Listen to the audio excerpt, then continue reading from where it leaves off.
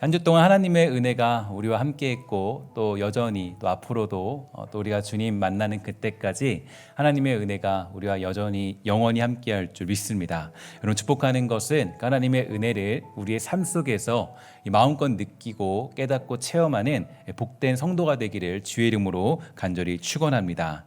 전 세계적으로 한 프로젝트가 진행된 적이 있었는데요. 바로 이 불평 프로젝트라는 것입니다. 불평 프로젝트는 바로 미국 캔자스의 작은 한 교회에서 시작된 운동입니다. 그 교회에 그 윌보엔 담임 목사님은 이 목회를 하다 보니까요, 이 표현할 수 없는 수많은 불만들이 이 마음 속에 자꾸 이 쌓여가기 시작했는데요. 특히 성도들에게는 이 하나님께 감사하는 삶을 사세요라고 그렇게 설교했지만 정작 자신의 마음에는 불평이 가득하게 되었습니다. 그러니까 어떤 불평이냐? 내가 열정을 이렇게 쏟고 최선을 다했는데 왜 성도들은 잘하지 않는가? 얼마 되지 않은 사례비로 어떻게 살아야 되는가? 이런 불만들을 가지고 있었다라는 거죠. 그러다 보니까 보엔 목사님의 마음에는 불평과 불만이 쌓아오르기 시작했고 화가 치밀어 오르기 시작했습니다. 그래서 보엔 목사님은요, 어떤 일을 하게 되었냐면 이 3주 동안 일체 불평하지 않고 이 감사하는 자세로 살아보자라는 뜻으로 21일 불평 프로젝트라는 것을 도전하게 됩니다. 그래서 어떤 거냐면 이 불평하는 마음이 생기고 이 불평의 언어가 나올 때마다 이 왼손에 차고 있던 이 보라색 밴드를 오른손에 옮기는 것이죠.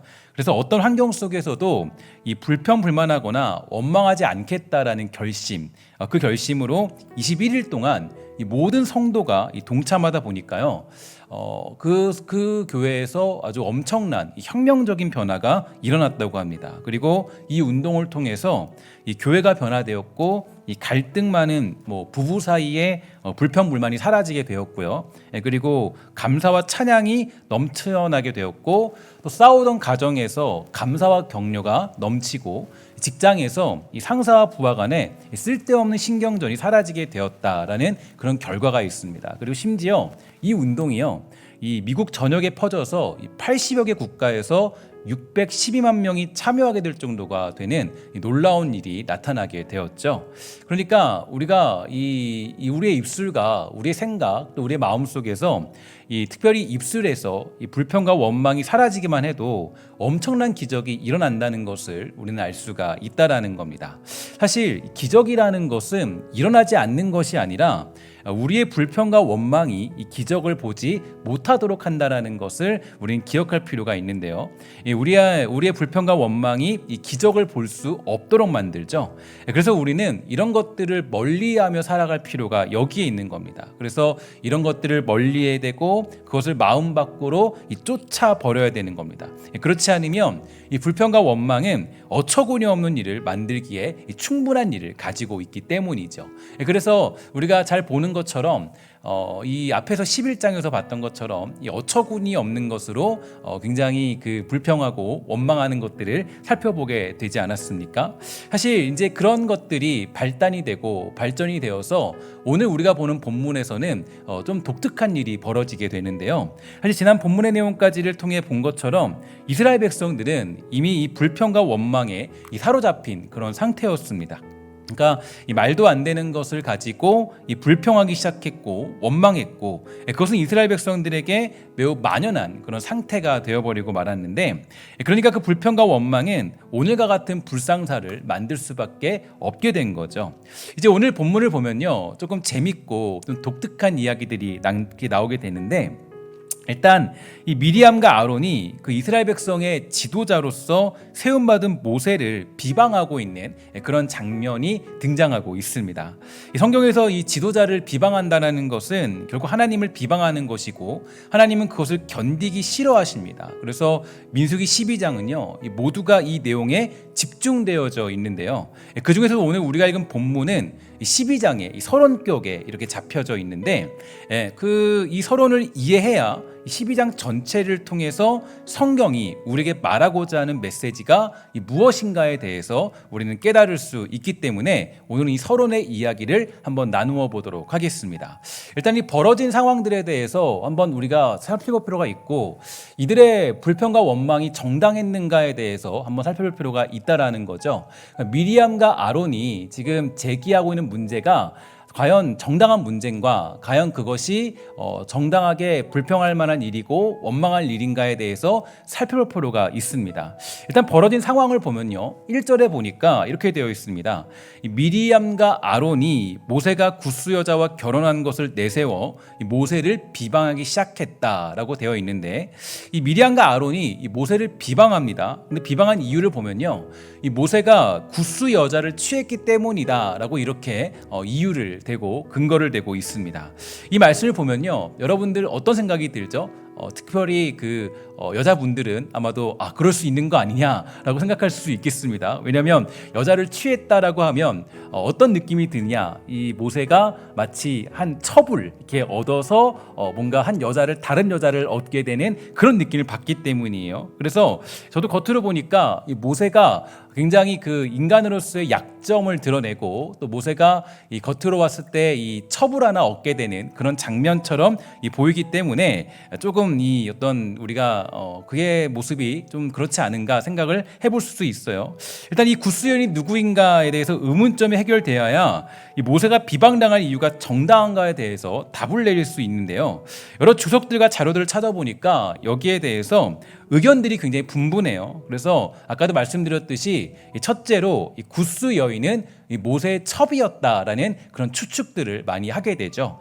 그러니까 많은 사람들이 이야기하기를 이렇게 얘기해요. 그러니까 이 광야 생활 가운데 모세가 외로우니까, 또 십보라도 잘 나타나지 않고 없는 것 같으니까 뭐 모세를 도울 사람도 필요하고, 뭐 빨래할 사람도 필요하고, 모세를 뭐 이렇게 좀 내조할 사람도 필요하고, 그러니까 이 외로운 상태에서 구스 여인을 취하게 되었다라고 그렇게 주석가들은 해석하고 있습니다. 그럼 모세도 약점 있는 사람 아니냐, 그러니까 모세도 육체적인 정욕이 있지 않느냐, 이렇게 얘기를 하면서 모세가 지도자의 자리에 서게 되니까 이 첩이 필요했을 것이다. 그렇게 되니까 정말 첩이 필요했다. 그러니까 미리암이 모세를 비방한 것은 이 본처를 두고 첩을 얻은 문제로 모세를 비방했다라고 해석하면서 추측하고 있습니다. 하지만 여기에는 문제가 하나 있죠. 어떤 문제가 있냐면, 일단 모세의 나이가 일단 몇 살이에요? 최소한 그의 나이는 80세예요. 최소한 80세고요. 80세인데 그 광야에서 첩을 얻는다? 이건 일단 쉽지 않은 이야기예요. 쉽지 않은 이야기고, 어쩌든 생각할 수 있겠죠. 그런데 더군다나 이 모세가 또 어떤 사람이냐면, 일단 그는 광야를 지나서 하나님을 대면하고 하나님께 부름받아서 이 지도자의 위치에 선 사람입니다. 그러니까 이 사람이 자기 정욕 때문에 첩을 얻게 되었다. 그러니까 예를 들어서 우리 소위 말해서 만약에 우리 현재 같은 직분자, 어떤 목사나 아니면 장로나 이런 사람들만 해도 절대 이런 일이 거의 불가능하다고 보면 되는데, 심지어 모세예요. 하나님을 대면하여 알던 사람들이에요. 알던 사람인데 이렇게 자기 정욕 때문에 첩을 얻게 되었다? 사실 그것은 모세를 너무 과소평가한 거죠. 더군다나 이제 어떤 것이 문제가 되냐면, 이러한 추측은요, 이 3절의 말씀에 굉장히 위배가 돼요. 3절은 뭐라 그러냐면 이렇게 얘기합니다. 이 사람 모세는 온유함이 지면에 모든 사람보다 더하더라, 이렇게 얘기를 하죠. 이 얘기는 하나님이 엄청난 칭찬이에요. 그러니까 온유함이 지면의 모든 사람보다 승하대요. 그러니까 이 얘기는 진짜 어떤 사람보다 최고라는 사람이에요. 그러니까 온유함이 그 어떤 사람보다 더한 사람인데, 1절에서는 첩의 문제로 비난받다가 하나님께서 모세를 가리켜서 온유함이 지면의 모든 사람보다 더하다? 이렇게 말하는 것은 성경적인 가치관도 아니고, 만약에 그렇다면 상식적이지 않죠. 그러니까 일단 이게 첩을 얻은 문제로 미디안과 아론이 모세를 비난했다라는 것은 성립되지 않아요. 그러니까 이 모세가 첩을 얻은 것은 아니라는 거죠. 절대로 그런 얘기는 아니고, 첩을 얻었다거나 그런 얘기는 절대 아닌 것 같습니다. 그러니까 나 본부인이 있는데 첩을 얻은 얘기는 절대 아니에요. 두 번째 추측은 정말 이제 십보라가 죽었어요. 죽고 정말 모세가 두 번째 아내를 정말 어떻게 얻게 된 거예요. 그리고 그 두 번째 아내가 이 구스 여인, 즉 에디오피아 사람이었기 때문에 이 미리암과 아론이 비방했다는 추측이에요. 그러니까 이제 구스 여인인데 그 에디오피아 사람을 얻게 된 겁니다. 사실 이 추측은요, 그나마 이 어느 정도 일리가 있어 보이는 추측이에요. 그러니까 어느 정도 일리가 있고 어느 정도 이제 그 추측해 볼 수 있는 내용이 됩니다. 그래서 구스 여인은 그 에디오피아 사람을 말하고, 일단 구스 여인은 이방 사람이라는 것이 이 분명한 사실이기 때문인데요. 하지만 잘 아는 것처럼 여러분, 그 이스라엘 공동체는 이미 인류 역사의 구원을 상징하는 그런 공동체입니다. 그러니까 잘 아는 것처럼 이방 사람 누구든지 할례를 받게 되면, 또 함께하고자 하는 절차를 받게 된다면 한 공동체에 속하여서 이 구원의 공동체로, 그러니까 구원받은 백성으로 살아갈 수 있음을 상징하는 공동체였죠. 그러니까 이 구스 여인을 얻는다고 해서 큰 문제가 되지는 않는다라는 거예요. 그러니까 에디오피아 사람이어도 그걸로 비방할 수 있는 문제는 절대 아니다. 그러니까 아무리 구스 여인을 얻었다, 이방 사람을 얻었다 해도 이들이 이걸 가지고 비방할 수 있는 문제는 절대로 아니다라는 것을 알 수가 있죠. 여러분, 이게 대표적인 예가 있습니다. 예로 여호수아 14장 6절 이하를 보면요, 이런 내용들이 표현돼요. 그때 유다 자손이 길갈에 있는 여호수아에게 나아오고 그니스 사람 여분네 아들 갈렙이 여호수아에게 말하되, 여호와께서 가데스 바네아에서 나와 당신에게 대하여 하나님의 사람 모세에게 이르신 일을 당신이 아신다라고 이렇게 고백하는 것을 알 수가 있는데요. 여기서 보면 이 갈렙이 어디 사람이라 그래요? 어디 사람이라고 그러죠? 어디 사람이요? 그니스 사람이요. 그니스 사람. 그러니까 이거는 실제로 그가 유다 지파 사람이 아니라는 거예요. 그니스 사람이라는 건 유다 지파 사람이 아니라는 거죠. 그럼에도 불구하고 갈렙이 유다 지파의 대표자로 등장을 하죠. 그러니까 이 얘기는 하나님의 구원의 역사를 상징하기 때문이에요. 잘 알고 있듯이 예수님의 족보를 보면 이방 여인 룻을 통해서, 그리고 천하고 낮은 사람들의 혈통을 통하여서 예수님은 이 땅에 오셨습니다. 갈렙도 이방 사람으로 분류되는 그니스 사람이에요. 그러니까 여러분, 그 당시에 유다 지파의 대표자 갈렙이 그 유다 지파의 대표자로 그렇게 나오게 되었다라는 것은, 갈렙도 이방 사람으로 분류되어 있음에도 불구하고 그런 자리에 차지하고 있다라는 건, 그거는 이제 이스라엘 공동체가 그 이방 사람들을 멸시하지 않았다. 그러니까 그들이 하나님과 함께하고자 한다면, 그죠? 그들이 구원의 공동체에 함께하고자 한다면 그 하나님의 구원을 상징하는 공동체로서 충분히 받아들일 수 있고, 혹여라도 그 모세가 만약에 그 에디오피아 사람을 아내로 삼았다 할지라도 그게 큰 문제거리가 될 수는 없다라는 겁니다. 그러니까 이 하나님의 구원은 혈통적으로 명맥을 유지하여 이어지는 것이 아니라 아브라함이라는 믿음의 조상을 통해서 믿음으로 이루어진다라는 메시지가 사실 그 공동체에는 담겨져 있습니다. 이처럼 이스라엘 공동체는요, 이러한 사상을 전제로 이루어지고 있는 공동체였기 때문에 설령 이 모세가 두 번째 아내로, 그러니까 십보라가 죽어서 이 두 번째 아내로 구스 여인, 즉 이방 사람을 취한다고 한들 그가 한 공동체에 속하기 원했다면, 쉽게 말해서 여러분, 여리고성을 점령할 때 함께하기 원했던 여인이 한 명 있었죠. 그럼 누구죠? 바로 라합이에요. 라합. 그러니까 라합처럼 충분히 받아들일 수 있는 거예요. 충분히 이해할 수 있는 거예요. 전혀 비난받을 문제가 아니에요. 구스 여인을 취했다고 해서 그게 큰 문제가 될 수는 없다라는 겁니다. 그러므로 미리암과 아론의 비난이 구스 여인이기 때문에 모세를 비방했다면, 이거는 11장에서 이어지는 똑같은 내용들이 나타나고 있음을 우리는 잘 알 수가 있다라는 겁니다. 이게 두 번째 추측이고요. 세 번째 재밌는 추측은, 이게 이제 제가 가장 이제 신뢰하는 추측이고 제가 살펴본 것 중에서 가장 설득력 있는 이야기인데요. 이 세 번째로 1절을 상징하는 구스 여인은 바로 십보라라는 의견입니다. 그러니까 구스 여인 십보라죠. 그러니까 구스 여인 십보라라는 의견인데, 저는 이 의견에 가장 확실하게 동의를 합니다. 그러니까 왜냐하면 지금 미리암과 아론은요, 이 구스 여인 십보라와 결혼하는 것을 가지고요, 이 모세를 비방하고 있는 거예요. 그러니까 여러분, 이게 되게 독특한 얘기죠. 왜냐하면 갑자기 십보라 이야기를 꺼내들고 있는 겁니다. 갑자기. 그러니까 그 아론과 그 미리암이 갑자기 옛날에 있었던 일을 꺼내들고 있는 거죠. 십보라는 어떤 여인입니까? 십보라는 광야에서 이 모세의 인생을 재설계해준 대단한 여인이었습니다. 그러니까 십보라와 이드로가 아니었다면 모세는 존재하지 않았죠. 그들이 모세를 거두어 주었고 이 모세를 광야 생활을 잘 지낼 수 있게 해줬고 십보라의 기지는요 대단해요. 그러니까 십보라는 아주 엄청난 여인입니다. 그래서 십보라가 이제 대단한 그런 이 사람인데 그런 십보라의 모습이 잘 드러나는 장면이 하나 있죠. 출애굽기 4장 24절과 26절에 보면 이런 내용이 있습니다. 모세가 길을 가다가 숙소에 있을 때 여호와께서 그를 만나사 그를 죽이려 하신지라. 십보라가 돌칼을 가져다가 그의 아들의 포피를 베어 그의 발에 갖다 대며 이르되 당신은 참으로 내게 피 남편이로다 하니 여호와께서 그를 놓아주시니라. 그때 십보라가 피 남편이라 함은 할례 때문이었더라. 아멘. 이렇게 되어 있으니까 어떤 얘기냐면 이 십보라는 엄청난 대장부 같은 이런 표현이 적절할지도 모르겠는데 아주 대장부 같은 여인이었어요. 그러니까 모세는 오히려 하나님의 사명을 받고 도망치고 또 숨고 하고 싶지 않았어요. 그러니까 가다가 멈추고 안 가고 싶고 막 그런 상태였어요. 근데 그래서 하나님이 모세를 죽이려 했을 때 그때 아주 당당하게 십보라가 모세를 살려내는 그런 모습을 볼 수 있습니다.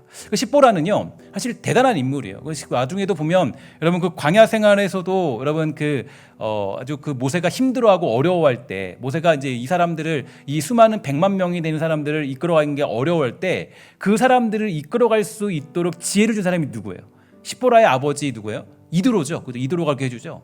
이걸 보면은 그 집안 자체가요 엄청난 집안이에요. 그러니까 대단한 사람들이고 똑똑한 사람들이고 아주 그 사람들은요 정말 모세에게는 최고의 사람들을 만난 거죠. 그러니까 그의 인생에서 십보라와 이드로를 제외하면 어쩌면 모세라는 사람은 등장하지 못했을지도 모르겠어요. 하나님 불렀으면 되는데 그런데 그렇게 막 잘 훈련되고 그렇게 되지 못했을지도 모르겠어요.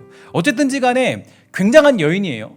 근데 지금 보니까 어떤 일이 벌어지냐면 제가 말씀드린 추측대로 만약에 이 구스 여인이 십보라라면 이미 십보라와의 결혼은 쉽게 말해서 몇십 년 전의 일입니다. 그러니까 아주 그냥 앞에 바로 한 달 전의 일이 아니라 십보라와 결혼하는 것은 이미 지나도 한참 지난 일이에요. 그런데 왜 당신 십보라랑 결혼했냐라고 따지고 묻고 있는 겁니다. 소위 말해서.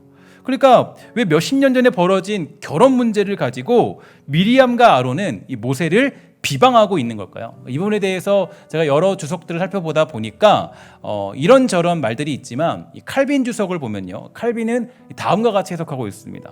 성경 어디에도 십보라가 죽었다는 말이 나오지 않는다. 그리고 조금 전에 이드로는 돌아와서 이 모세에게 지혜를 주었고 그때 아마도 십보라가 같이 돌아왔던 것으로 보인다. 이렇게 얘기를 하죠. 그러니까 이 광야 생활을 시작할 때는 십보라가 없었지만 이드로가 왔을 때 그때 아마 십보라가 같이 돌아왔을 것이다. 이렇게 추측을 하고 있어요. 근데 어쨌든 이것도 추측이긴 합니다. 근데 그러니까 십보라가 죽었다는 얘기는 성경에 나오지 않아요. 나오지 않기 때문에 십보라가 살아 있었고 이렇게 얘기를 할 수 있겠죠. 그러니까 어쨌든 중요한 것은 이런 얘기입니다. 구스 여인이 십보라라고 하고 또 십보라라고 한다면 이 모세가 이미 오래전에 결혼한 상태인데 이제 와서 미리암과 아론은 모세를 비방하고 있는 거예요. 여러분 이게 너무 당황스러운 일이죠. 그러니까 모세는 사실 몇십 년에 광야 생활 속에서 결혼한 건데 이걸 가지고 비방하고 있는 거예요. 이게 왜 이런 일이 벌어졌을까요? 2절의 내용 보니까 이렇게 얘기합니다. 그들이 이르되 여호와께서 모세와만 말씀하셨느냐 우리와도 말씀하지 아니하셨느냐 하매 여호와께서 이 말을 들으셨더라. 이렇게 얘기합니다. 그러니까 이 얘기를 보면 이런 얘기입니다. 다시 말해서 야, 너만 지도자냐? 너만 지도자 아니야. 너만 하나님 만났냐? 우리에게도 하나님 말씀하셨다. 심지어 너의 부인은 구스 여인 아니냐? 그런데 왜 너 내 앞에서 잘난 척하냐? 너만 결정하고 너만 왜 지도자로 인정받는 거냐? 우리도 지도자야. 너는 지도자 아니지 않냐? 이런 식으로 이제 따지고 묻고 있는 거예요. 그러니까 지금 미디안과 아론은 갑자기 십보라가 구스 여인이라는 이유로 모세에게 문제를 제기해서 모세의 권위를 상실시키고 있고 또 자신들과 동등한 위치에 있다는 것을 증명하기 위해서 이제 그렇게 십보라의 문제를 꺼내주고 있다는 거예요. 더군다나 여러분 미리암은 누구입니까? 여러분들 다 보셨겠지만 이집트 왕자라는 만화 영화를 보면요, 이 모세의 어머니가 이 모세를 나일 강가에 떠나 보낼 때 끝까지 그 아기를 쫓아갔던 아이가 바로 미리암이죠. 심지어 바로의 공주에게 유모를 소개한 사람도 미리암 아니겠습니까? 그리고 아론은 모세의 형으로 특별히 하나님이 모세의 동역자로 붙여주신 아주 귀중한 사람입니다. 그런데 지금 미리암과 아론이 이 모세의 권위를 상실케 하고 있을 뿐 아니라 이 모세가 지도자로서의 자격이 없다라고 그를 비방하고 있어요. 굉장히 슬프고 괴로운 현실이죠. 그러니까 모세로서는 가장 아마 인생에서 제가 봤을 때는 가장 충격적인 현실이 아마 찾아왔던 것 같아요. 그러니까 왜냐하면 이 미리암과 아론은 가장 그에게 큰 동역자이고 가장 중요한 사람이고 아마 광야 생활 속에서 믿을 수 있는 유일한 사람이 아마도 이 미리암과 아론이었을 거예요. 근데 미리암과 아론이 자신을 향하여서 이렇게 2절을 통하여서 비방을 보니까 아주 여기서는 충격적인 괴로움에 처했던 것 같아요. 그러니까 본문 2절 후반절을 보면요, 이렇게 되어 있어요. 여호와께서 이 말을 들으셨다라고 되어 있는데, 이 말을 보면 여호와께서 이 말을 들었다라는 것은 비방이 그냥 아니 야 모세 야, 너 그러면 안 되지 이 정도가 아니에요. 그러니까 비방이 아주 극에 달했다는 거예요. 야 너 그렇게 하면 너 지도자 자격 없어. 너 그 정도라면 야 너랑 나랑 똑같은 사람 아니니? 너 왜 나랑 똑같은 사람인데 너만 지도자냐? 우리 같이 지도자 아니야? 같이 하나님 만났잖아. 이런 식으로 해서 아주 그 비방이요 아주 강력했다라는 거예요. 너무 크게 강력했다. 그러니까 여호와께서 그걸 들었다라는 거예요. 들으셨다라는 거예요. 정말 이 소동이요 잠깐 그냥 이 어떤 형제 자매들끼리 잠깐 벌인 소동이 아니라 엄청난 소동이었기 때문에 여호와께서 이 말을 들으셨다라고 이 성경은 표현하고 있어요. 그러니까 원문을 보면 그렇게 돼 있어요. 원문을 보면 그런 내용으로 해석돼 있어요. 그러니까 아주 큰 소동을 벌이면서 공동체가 혼란스러워졌고 세워진 지도자 모세의 권위가 휘청거릴 정도가 된 거예요. 그러니까 모세의 권위가요. 모세는 어떤 사람이에요? 모세는 하나님을 대면하여 알던 사람이고 하나님이 세우신 지도자로서 그 지도자의 권위로 사람들이 이끌고 가야 될 그런 자리에 서 있습니다. 근데 그 권위가 무너지면 사람들이 이끌어갈 수 있는 그런 힘들이 다 떨어져요. 그러니까 그 상황 속에서 권위가 흔들린다면 그 공동체의 위기는 엄청난 위기가 찾아오게 되는 거예요. 사실 여러분 이 미리암과 그 아론의 주장을 보면요, 저 말이 맞는 것도 같아요. 그러니까 여호와께서 모세와만 말씀하셨느냐, 우리와도 말씀하시지 아니하느냐, 뭐 다 똑같은 성도이고 다 같은 은혜를 받은 사람인데 뭐가 다르냐 이런 얘기예요. 예를 들어서 여러분 목회자와 성도는 다를 게 없다, 다 하나님의 자녀가 아니냐라고 말하는 것은 틀린 건 아니에요. 당연히 맞죠. 당연히 맞아요. 제가 뭐 저의 권위를 여러분들이 주장하고자 하는 건 절대로 아닙니다. 그러나 여러분 그 말은 맞아요. 그러나 그 말 틀리지 않지만 분명히 같은 하나님의 자녀이지만 서로 다른 점이 있다면 하나예요. 뭐냐면 직분은 다르다는 거예요. 주님이 세우신 질서는 달라요. 그래서 여러분 요즘에 이런 교회들도 있다 그래요. 목회자와 성도 뭐 다르지 않으니까 목회자 없이 성도끼리 교회를 세웁시다. 이런 교회도 있어요. 그런데 사실 그거는 하나님이 세우신 질서가 아니죠.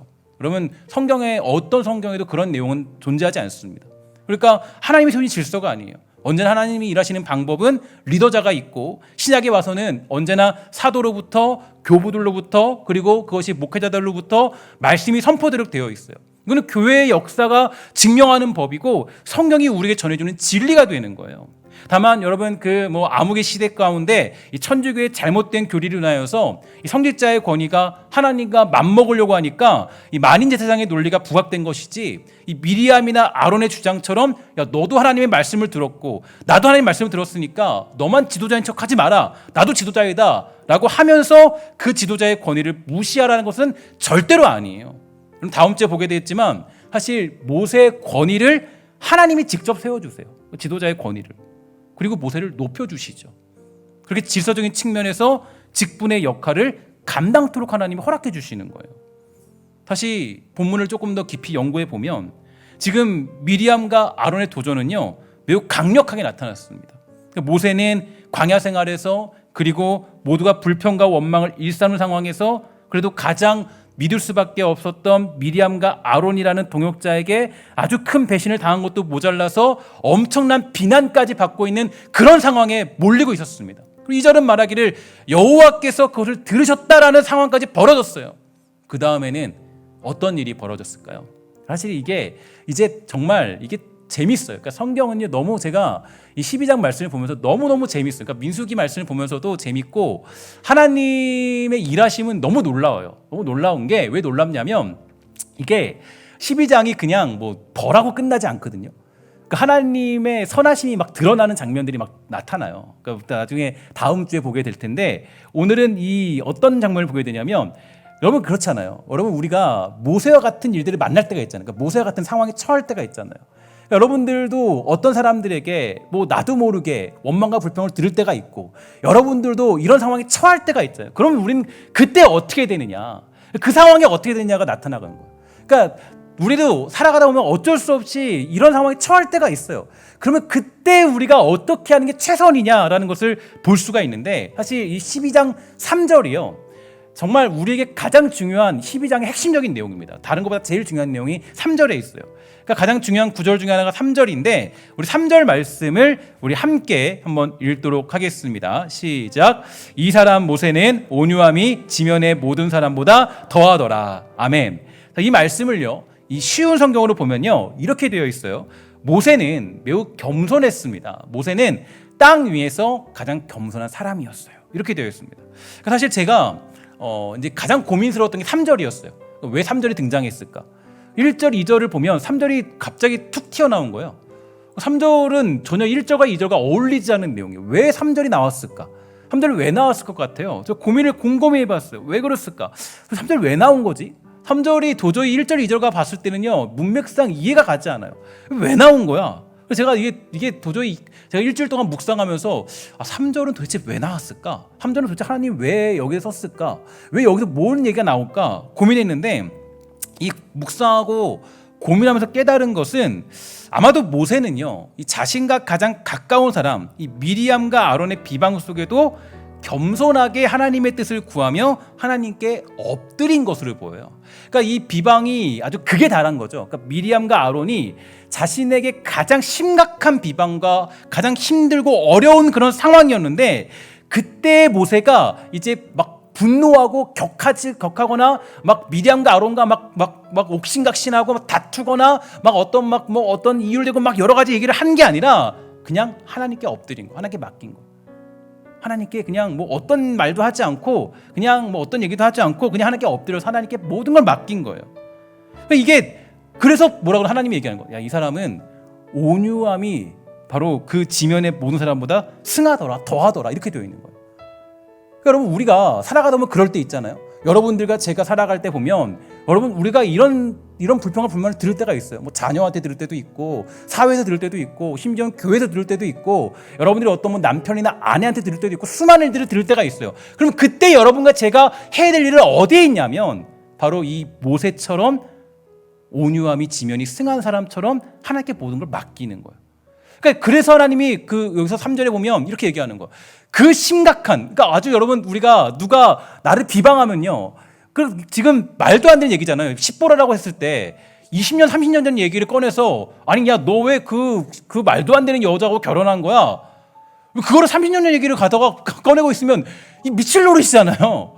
근데 그거 가지고 얘기하면 이 모세가 어떨까? 야 너 당신 어떻게 그럴 수가 있냐고. 내가 지금 결혼한 지가 언젠데 이것 가지고 지금 그러냐고. 난리치고 싸울 수 있는 거 아니겠어요? 당연히 그럴 문제잖아요. 심지어는 여러분 그 대상이 누구예요? 자기 아내예요. 자기를 구해준 사람이에요. 자기를 광야 생활 속에 유일하게 받아준 사람이에요. 근데 지금 그 아내를 향해 비방하고 있다고 생각해 봅시다. 여러분 사람이 그렇잖아요. 우리가 정말 다 참아도 자기 가족을 욕하는 건 잘 못 참잖아요. 그죠? 이게 우리가 근데 모세가 뭐라 그랬다는 거야. 특별히 이 당시에는 더 그랬죠. 여기 이스라엘 민족은요, 이런 어떤 문제가 있으면 돌로 쳐 죽이는 그런 민족이에요. 이거는 도저히 있을 수 없는 일이에요. 그러니까 이 모세가 이런 말도 안 되는 상황에서 뭘 한 거예요? 참은 거예요. 하나님께 맡긴 거예요. 견딘 거예요. 그 비방 속에 하나님께 맡기고 하나님께 모든 것을 맡기고 견딘 거예요. 그러니까 뭐예요? 하나님이 뭐라 그래요? 하나님이 얘기하기를 모세는 온유함이 그 모든 사람보다 다 승하더라. 제일 높더라. 이 평가를 내리고 그 다음에 이제 일들이 벌어진. 그 다음 일을 잘하는 게 뭐예요? 그 미리암이 문둥병까지 걸리는 그런 아주 괴로운 일이 벌어지죠. 여러분 사실 제가 이 모습을 보면서 이 모세의 모습을 보면서 떠오른 분이 계신데 바로 누구냐? 바로 우리 예수님이죠. 예수님이 바로 이 모습을 예표하고 있는 것입니다. 예수님은 우리 왕 되신 분이세요. 그리고 당연히 이 땅에서도 우리 왕 되신 분이십니다. 그러나 세상의 수많은 사람들이 예수님을 인정하지 않고 비방했습니다. 수많은 권력자들이 예수님을 인정하지 않았어요. 그러나 그때 예수님은 그 모든 비방을 받아들이셨습니다. 그것을 겸손히 받아들이셨어요. 그래서 빌립보서에서는요, 오늘 12장 3절과 같은 이야기가 나타나고 있는데요, 예수님을 다음과 같이 표현하면서 우리도 이러한 마음을 본받아 살아야 한다라고 말합니다. 우리 한번 함께 읽도록 할게요. 빌립보서 2장 5절에서 11절 말씀이에요. 우리 함께 읽도록 하겠습니다. 시작. 너희 안에 이 마음을 품으라. 곧 그리스도 예수의 마음이니 그는 근본 하나님의 본체시나 하나님과 동등됨을 취할 것으로 여기지 아니하시고 오히려 자기를 비워 종의 형체를 가지사 사람들과 같이 되셨고 사람의 모양으로 나타나사 자기를 낮추시고 죽기까지 복종하셨으니 곧 십자가에 죽으심이라. 이러므로 하나님이 그를 지극히 높여 모든 이름 위에 뛰어난 이름을 주사 하늘에 있는 자들과 땅에 있는 자들과 땅 아래에 있는 자들로 모든 무릎을 예수의 이름에 꿇게 하시고 모든 입으로 예수 그리스도를 주라 시인하여 하나님 아버지께 영광을 돌리게 하셨느니라. 아멘. 바로 이게 뭐냐면 12장 3절의 내용이에요. 그러니까 그 예수님께서도 그 수많은 비방과 그 수많은 모욕과, 그럼 예수님도 어때요? 자기를 배신한 사람이 누구예요? 가룟 유다죠. 자기의 칼을 꽂은 사람이 자기의 12제자 중에 한 명이에요. 자기를 배신한 사람이 베드로예요. 그러나 그 모든 걸 다 참고 견디셨어요. 모든 권력자들이 예수님을 인정하지 않았어요. 그러나 예수님은 어떤 분이세요? 예수님은 바로 그 모든 것들 속에서 겸손하신 분이세요. 그것을 다 견디시죠. 원수 갚지 않으셨어요. 원수 갚고 그것으로 난리 치고 그것으로 막 뒤엎고 그것으로 정말 그렇게 하지 않으셨어요. 엄청난 비방 속에서 온유함으로 그것을 겸손하게 받아들이신 거예요.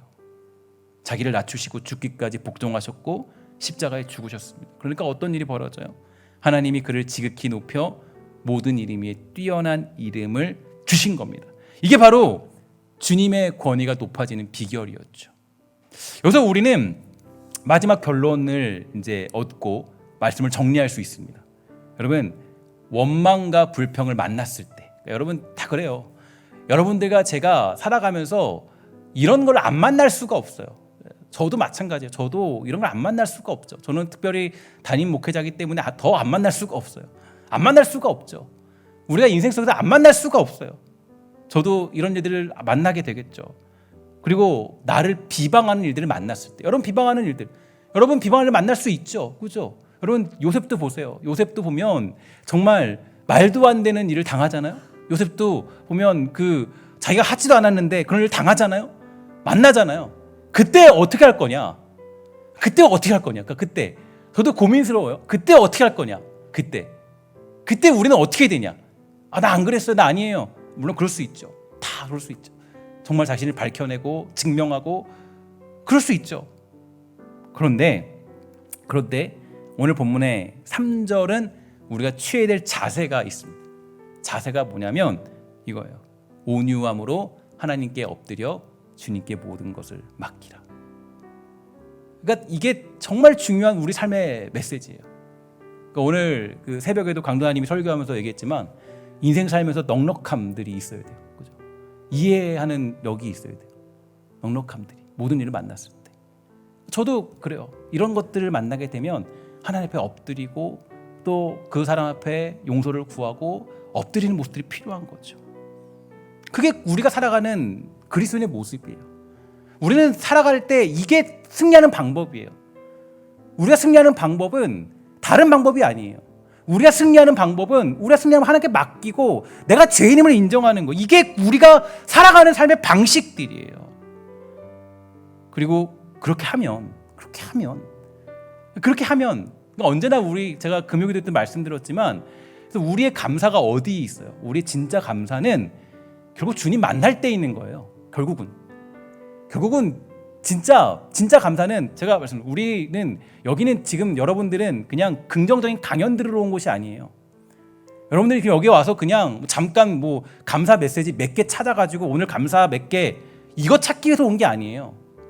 여러분들과 제가 오늘 주일 예배를 드렸다라는 것은 결국 마지막 날에 주님 만났을 때 그 결국 궁극적인 감사, 그 감사를 우리가 회복하기 위해서 그것 때문에 우리가 오늘 이 자리에 나와 주님을 예배하는 이 자리에 있는 겁니다. 그게 우리가 추구하는 진짜 그리스도인의 모습이 되는 거죠. 그래서 우리가 하나님께 맡기면 하나님이 그렇게 권위를 세워주시고 높여주시는 거예요.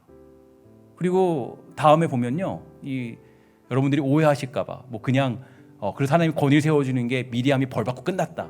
하나님 그런 분은 또 아니세요. 하나님 절대 그렇게 하시는 않으세요. 하나님은 또 거기서 아주 그 사랑이 드러나고 하나님의 선하심이 드러나도록 그 모든 일들을 다 이뤄가시는 분이세요. 그래서 여러분, 우리가 어떤 나에게 원망이 찾아오고 불평이 찾아왔을 때 저도 오늘 말씀을 보면서 그런 생각이 들어요.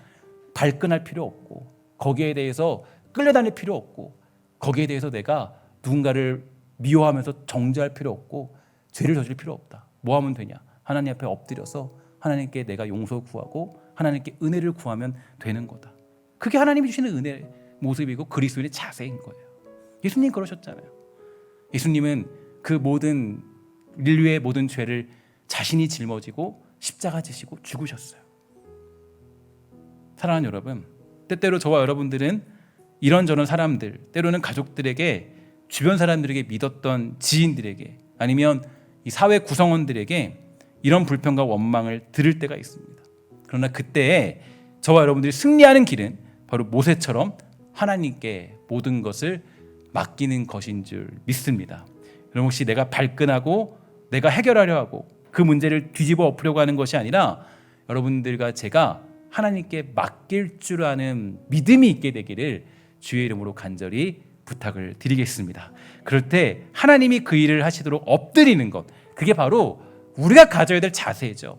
오늘 이러한 삶의 자세가 있어서 저는 그런 소망이 생겼어요. 어떤 소망이 생겼어요? 하나님, 제가 사람의 평가에 끌려다니는 것이 아니면 좋겠어요. 그러니까 오늘도 제가 이제 여러 가지 강의를 들으면서 우리 인간, 특별히 우리 한국 사람들, 우리들은요 사람의 평가에 예민하죠. 사람이 칭찬해주고 인정해주면 거기에 우리는 목매달아 산대요. 그래서 우리는 거기에 거의 끌려다니 산다는 거예요. 그게 사실 우리가 살아가는 삶의 모습이 인정받고 싶어 살아가죠. 근데 제가 이 말씀을 묵상하면서 하나님께 기도한 게 있어요. 하나님, 제가 사람에게 인정받으려 하는 거 말고, 사람 인정받는 거 말고 하나님께 이런 인정받으면 이거면 되는 거 아니에요? 하나님께 이 인정받으면, 야 대희야, 너는 그래 온유함이 지면에 모든 사람을 승하더라, 이거면 되는 거 아니에요? 이게 우리가 가져야 될 신앙의 가장 큰 목표 아니겠어요? 이게 우리가 가장 추구해야 될 삶의 모습 아니겠어요? 이 땅에서 내가 뭐를 어떻게 하고 내가 의롭고 정의롭고 내가 또 뛰어나고 내가 잘나고 내가 뭔가 어떤 정말 인정받고 그런 것이 아니라, 내가 정말로 이 땅에서 때로는 억울한 길을 건다 할지라도, 내가 때로는 요셉같이 감옥의 길을 간다 할지라도, 요셉 감옥에 갔잖아요. 억울한 길 갔잖아요. 그 억울한 길을 간다 할지라도 그래도 하나님이 인정해 주시면 그게 되는 거죠. 그게 우리들이 살아가는 삶의 모습이에요. 제가 그걸 보면서 기도했어요. 하나님, 정말 제가 이 모세처럼 이런 칭찬받는 삶을 살았으면 좋겠어요. 그리고 아울러 우리 사랑하는 우리 신성의 권속들도 하나님께 칭찬받기 위해서 살아가기 위한 그런 백성 되기를 소망하는 그런 기도를 하나님께 드렸습니다. 그럼 모두가 우리 3절의 말씀이 우리 모두를 향한, 신성교회를 향한 아주 복되고 아름다운 칭찬 되기를 주의 이름으로 간절히 부탁을 드리겠습니다. 함께 기도하도록 하겠습니다. 하나님, 감사합니다. 이 땅을 살아갈 때 우리가 너무 사람들의 시선과 사람들의 생각과 평가, 여기에 끌려다닐 때가 많이 있습니다. 아론과 미리암이 비방했을 때 얼마나 당황스러웠을까요? 괴롭고 힘들었고, 또 거기서 발끈하고 싶고 거기서 뭔가 자신을 증명하고 싶었을지도 모르겠습니다. 그러나 결국 모세가 택한 길은 그저 하나님께 엎드리고 하나님의 뜻을 구하는 것, 그게 바로 모세의 자세였습니다. 하나님, 우리도 그 길 가도록 허락하여 주시고, 예수님도 충분히 자신을 증명할 수 있었습니다. 내가 무엇을 어떻게 왔는지, 내가 그리스도의 왕이고 또 정말 내가 이 땅의 왕이고 내가 정말 하나님의 아들이라는 것을 그 자리에서, 골고다 언덕에서, 그 빌라도의 법정에서 충분히 자신을 증명할 수 있었지만 예수님은 한마디도 하지 아니하시고 거기서 자기의 길을 묵묵히 걸어가셨습니다. 하나님, 세상 보기에는 미련한 짓이고 말도 안 되는 짓이고 그런 미친 짓을 왜 하냐고 사람들은 말하지만 그게 우리의 길이고 우리가 걸어가야 될 길인 줄 믿습니다. 축복하여 주셔서 우리가 그 길 걸어갈 때 두려워하지 않도록 허락하여 주시고 용기 가지도록 허락하여 주시며 넉넉하게 그 길을 걸어가고 달려가는 아름답고 복된 진짜 그리스도인 되도록 허락하여 주시옵소서. 모든 말씀 예수님의 이름으로 간절히 기도합니다. 아멘.